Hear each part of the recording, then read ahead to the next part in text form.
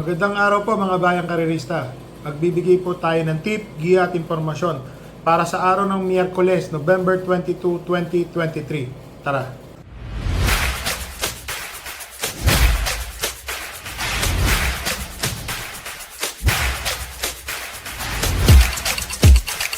Mga bayang karerista, meron pong carryover na Super 6 carryover po amounting to 76,460.12 pesos po. So meron pong hinandang 8 karera para sa araw po ng Miyerkules. So dito po sa race number 1, ang start time po ng karera ay sa ganap na alas 5 ng hapon. Meron pong 7 entries, 1,200 meters. Ang first choice ko po dito yung entry number 3 na si Crossing Bell. So ito pong si Crossing Bell, baka magamayan po ni King Flores po ito. So tingin ko po meron po itong malaking panalo. Ang second choice ko po dito yung kabayong heavyweight. Yung nakaraan po nakipag-anuhan sa unahan to. Hindi lang pinalad po Pero maganda na po ang pinakita ni heavyweight nung nakaraan, mga bayang karerista. So para sa akin po, ang first choice ko po dito sa race number 1, entry number 3, Crossing Bell. Second choice po, entry number 7, heavyweight. So dito na ho tayo sa race number 2, mga bayang karerista. May takbo po tayo. Si Bonnie Avenue, tatakbo po ngayon. So ang first choice ko po dito, entry number 9, Air Class. Kasi maganda po yung numero ni Air Class, mga bayang karerista. Nasa labas po. Para sa akin po, malaki po ang panalo nito ni Air Class. Ang second choice ko po dito, si Bonnie Avenue. Nasa numero 1 nga lang po. Medyo baka matupi na naman kagaya ng nakaraan. Nasa run po siya. Pero tingnan po natin kasi magbibigay na po ako ng instruction sa trainer ko. Actually, nagbigay na po ako ng instruction sa trainer ko. Kahit anong mangyari, nasa balya na, huwag nang ibigay unahan pa. Mauna na. Iuna na po si Bonnie Avenue. Huwag lang po magka-problema sa starting gate. Pero iuuna na po yan, mga bayang karerista. Yan po ang instruction ko kay Bonnie Avenue. At nakakita po ako ng panersera, yung private dining. Maganda po ang tinakbo nung nakaraan nitong kabay na to, ni si private dining. Kung tutuusin po, baka siya po ang yamado rito, mga bayang karerista. So dito po sa race number 2, first choice po, entry number 9, Air Class. Second choice po, entry number 1, Bonnie Avenue. Third choice po, entry number 3, Private Dining. Dito na po tayo sa race number 3, mga bayang karerista. 1,400 meter race, 8 runners po. Ang first choice ko po dito, entry number 6, See You Tomorrow. Mainam po itong kabayan na to. Para sa akin po, may mga takbo po ito. Galing sa panalo, segundo, tersero. Maganda po. Consistent siya na in the money po, mga bayang karerista. Ang second choice ko po dito yung entry number 4 na si Don Lucas. Huwag lang po magkakabilya din tong kabayan na to sa starting gate. Huwag lang din po maiiwan kasi alam po may baltik din yung kabayan na to. Minsan nagpapaiwan po, minsan maganda, minsan ganito. Alam niyo naman po, mga bayang karerista. Yun po ang problema ng kabayang Don Lucas, kagaya po ni Bonnie Avenue. So dito po sa race number 3, first choice ko po entry number 6, See You Tomorrow. Second choice po entry number 4, Don Lucas. Sama po natin pala si Raga Muffin po, entry number 3. Tingin ko baka yan po yung yamado dito sa karera na to. So ulitin ko po First choice number 6, See You Tomorrow. Second choice entry number 4, Don Lucas. Third choice po entry number 3, Raga Muffin. So dito na tayo sa race number 4, mga bayang karerista. Magtatakbo po sana tayo dito, kaya lang medyo malakas po itong laban na to. Tatlo po yung nakikita ko ditong magaling po Opo tatlong kabayo po. So dito po sa race number 4, first choice po entry number 7, Hulala. Nakababa na po ito ng grupo. Second choice po entry number 6, Full Payment. Parati pong in the money po ito. Segundo, tersero. Si Full Payment po. At ang third, nilagay ko lang pong third choice yung entry number 8 na si Double Rock. Sa haba ng distansya, mukhang darating at darating po ito. Kahit maiwan pa po ito Tingin ko po, malaki po ang panalo ni Double Rock. So dito po, sa race number 4, first choice ko po entry number 7, Ulala. Second choice po entry number 6, Full Payment. Third choice po entry number 8 na si Double Rock. So dito na ho tayo sa race number 5. Full gate po ito, mga bayang karerista. 14 entries po. First choice ko po dito, yung pong Inocare. Nabitin po nung nakaraan to, mga bayang karerista. Ang ganda po ng tinakbo. Nametahan po ito. Kala ko mananalo na si Inocare. Dihadong-dihado. Siya na po ang first choice ko dito. Entry number 10, Inocare. Ang second choice ko po dito, yung nanalo na entry number 12 galing sa panalo. si Hook the Hustler. Ito po kasi si Hook the Hustler, mga bayang karerista, totoo po yun, talagang hustler. May umugong na balita po nun na hindi maganda kay Hook the Hustler, bigla pong nanalo. Nanalo po siya, galing ni Hook the Hustler. Ang third choice ko po dito yung entry number 14, Distant Thunder. Ito po kasing DC Distant Thunder nung nakaraan tumakbo, Yamado. Tapos nabugaw po siya sa datingan. Kung pagbabasihan po natin sa kabayo-kabayo, tingin ko po wala pong talo tong Distant Thunder. Para sa akin po, kaya lang nilagay ko po siyang tersero sa di po malamang dahilan bakit po ganun yung tinakbo niya ng nakaraan.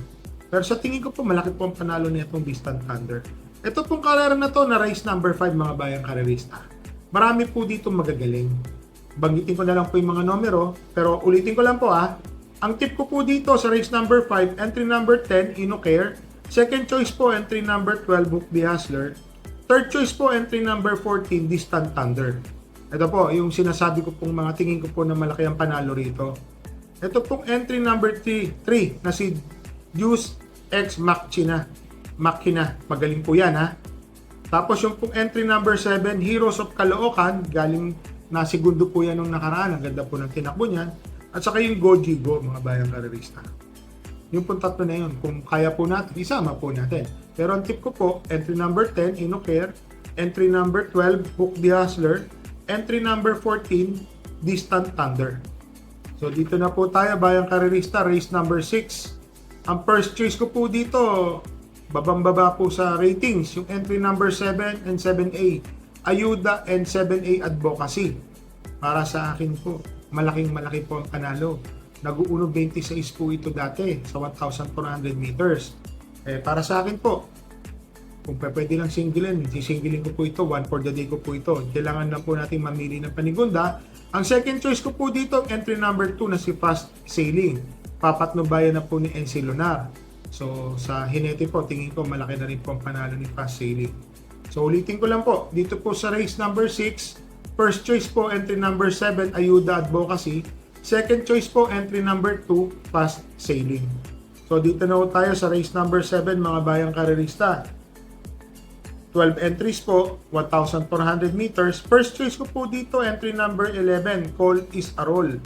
Tingin ko malaki po ang panalo na itong kabayan na to. Mababa rin po sa laban, rating 10 na. Alam nyo naman, may buti po itong kabayan na to. Ang second choice ko po dito, yung entry number 6, Alalong Pulse. Papatnubayan po ni Rico Suson. Matuling kabayo, marunong na rin po ata itong sumunod ngayon, mga bayang karerista. Siya po ang second choice ko. Ang third choice ko po dito yung entry number 4, Sunnyside. Nung nakaraan po, medyo lumakad lang po yan sa Balya. So tingin ko unang labas po ni Sunnyside, nabitin. Para sa akin po, tingin ko nabitin. So malaki rin po ang panalo ni Sunnyside. Basta bumalik lang po yung dating forma nito, kasi tingin po namin may pagkamabigat po yung katawan niya last run. Ngayon po, tingin ko, baka nagpagpag lang po ito ng kalawang. Kaya po ako nagpapagpag ng kalawang. Baka manalo po ito. So, tingin ko po dito sa race number 7, first choice ko po, tip po natin first choice ko po, entry number 11, Call is a Roll. Second choice po, entry number 6, Alalong Pulse. Third choice po, entry number 4, Sunnyside. So, dito na po tayo sa last race, mga bayang karerista, race number 8. 14 entries po. Ang first choice ko po dito yung entry number 13, Benji's Prayer. So, nakababa po ito ng ratings po. Nasa rating 21 na siya. Alam naman natin, nung nakaraan, medyo nabugbog lang po ito sa takbo. Tingin ko po ngayon, malaki po ang panalo ni Benji's Prayer. Ang second choice ko po dito yung entry number 6 na si Guerrero Warriors. May takbo po kasi si Guerrero Warriors na panood ko, malakas po yung laban. Nasa run. Akala ko po mananalo siya. Siya po yung isa sa nasaran po Tapos nagkaroon po ng inquiry for first, pero hindi na rin po nabago. Parang sa chance of success. May nanalo po doon na tersero lang po si Guerrero Warriors. Pero ang ganda po ng pinakita nitong kabayan na to, mga bayang karerista. Ang third choice ko po dito yung entry number 4 na si Dugong Bughaw. Ito po kasi si Dugong Bughaw, lumaban po ito kay Doña Chichay. Sa tingin ko po may panalo po ito rito. Makatutok lang po ito ng maaga. Alam nyo na, malaki po ang panalo niyan. Ngayon po, meron po akong ibang personada dito. Dagdag po tayo kung gusto nyo po Yung entry number 8, Jin Jenny. Para sa akin po, mga bayang karerista, malaki po ang panalo niyan. Ang papat na bayan pa rin siya ni Patty Dilema. So yan po, pandihado lang. So dito po sa race number 8, ang first choice ko po, entry number 13, Benji Sprayer. Second choice po, entry number 6, Guerrero Warriors. Third choice po, entry number 4, Dugong Bughaw. So mga bayang karerista, magkonting kwento ko lang po sa inyo kung bakit po ako tuwan-tuwa kay John Alvin Cruz. So mga bayang karerista, ang ganda po ng pagkakapanalo ng mga sakay niya. So yung mga kabayo hindi po inaasahang mananalo, kalain yung galing. Kagaya po ni Enigma Uno, tapos yung pong si Treasure Hunting, ang inam. Ang ilumabas po talaga ang inam nun. Tapos yung dalawa pa na panalo niya, isa pa ho doon is Dihado, tapos yung isa medyo Llamado po. Si Gusto Mucho, tapos may isa pa rin hong Dihado. So mga bayang karisa, saludo po tayo kay John Alvin Cruz. Naka-4 na panalo po siya nung araw po ng Marco. So talaga pong napakainam po niya manakay. Maganda po kuhanin talaga yung serbisyo niya, mga bayang karerista. Ngayon po, parang napansin ko, wala po ata siyang sakay. May mga hinetrin po ako napansin na hindi po ata nakasakay din. Opo, parang 2 o 3 hinete po yun. So baka mamaya po, ngayon po nila sinerve yung tinatawag na suspension po nila. So kasi ang kakapal po ng lineup, nagtataka rin po ako bakit wala pong sakay yung 3 jockey na hinahanap ko po eh. Opo, 3 jockey po yun. So ayoko pong bagitin pangalan, baka mamaya mali po ako or nagpahinga sila dahil puro nagpanalo po sila nung linggo. Eh, hindi ko po kayang sagutin yan. Pero talagang napakaswerte po. So congratulations po kay Ma'am Melanie Habla. Masyadong magaling po yung mga kabayo niyo. Superior po sila. Neto nagdaang Marho Breeders' Cup. Ang inam po talaga ng mga kabayo ni Ma'am. Saka kay John Alvin Cruz, congrats sa'yo pre. Nice job. Ang galing ng mga pinanalo mong kabayo. So, shoutout lang po tayo mga bayang karerista.